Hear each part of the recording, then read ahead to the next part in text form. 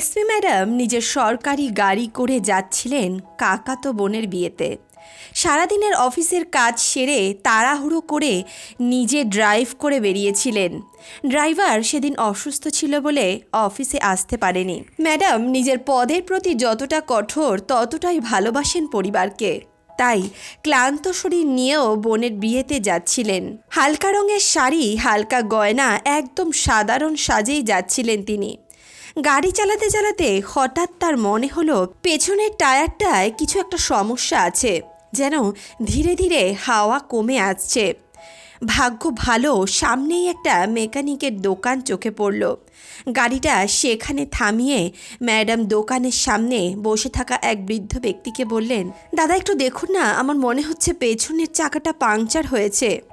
বৃদ্ধ ব্যক্তিটি বিনয়ভাবে বলল, ম্যাডাম আমার কাজের ছেলেটা এখনও কাজে আসেনি, আপনি কিছুক্ষণ অপেক্ষা করুন, ও এক্ষুনি চলে আসবে।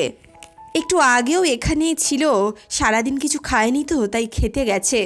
আপনি একটু অপেক্ষা করুন, বেশিক্ষণ অপেক্ষা করতে লাগবে না। ম্যাডাম একটু দাঁড়িয়ে রইলেন। কিছুক্ষণের মধ্যেই একটা যুবক মুখে মাস্ক পরে এসে হাজির হলো ওনার সামনে।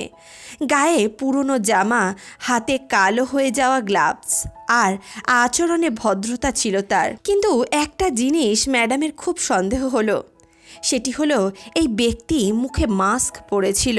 এত গরমের মধ্যে একজন ব্যক্তি এইভাবে মুখে মাস্ক পরে রয়েছে দেখে উনি একটু অবাক হলেন।